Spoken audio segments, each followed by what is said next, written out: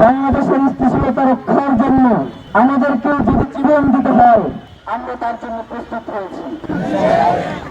এই কথা হাদি ভাই আমাদেরকে একদিনের জন্য শেখান নাই, তিনি আমাদেরকে তুলে তুলে এখানে তৈরি করে গেছেন।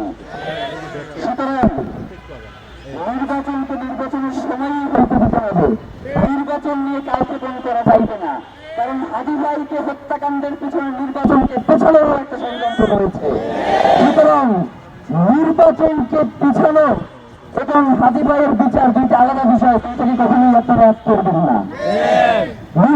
নির্বাচনের সময় হবে, হাদি ভাইয়ের বিচার এটার জন্য আমরা সময় দিয়েছি 1 মাস, নির্বাচনের এখনো বাকি আছে প্রায় 2 মাস থেকে 2.5 মাস।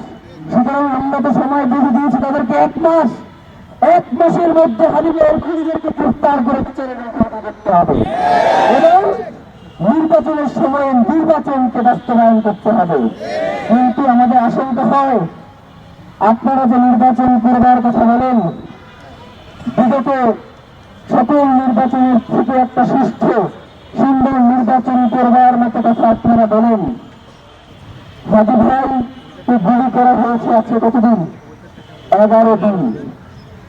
এখন পর্যন্ত হাদি ভাইয়ের গুলির সাথে যারা জড়িত তাদের একজনকে আপনারা গ্রেফতার করতে পারেন নাই। তার পিতামাতাকে গ্রেফতার করছেন, তার পিতামাতাকে এই ফোন করে দিয়ে গেছেন। তথ্যের দরকার ছিল, ওকে ঠিক আছে, তাদেরকে তুলে আনছেন, ঠিক আছে। এখন পর্যন্ত মানে ভাইসগুলো দেখেন, একটু আগে দেখলাম যে একটা ই করছে, সংবাদ সম্মেলন করছে, বলতেছে যে ওসমান হাদির খুনিদের অবস্থান আপনারা নিশ্চিত করতে পারছেন, কিন্তু কোন জায়গায় সেইটা বলতেছে সে নিশ্চিত করে ফেলছে। মানে তাদেরকে নিশ্চিত করার জন্য বলছি না, তার গ্রেফতার করার জন্য বলছি।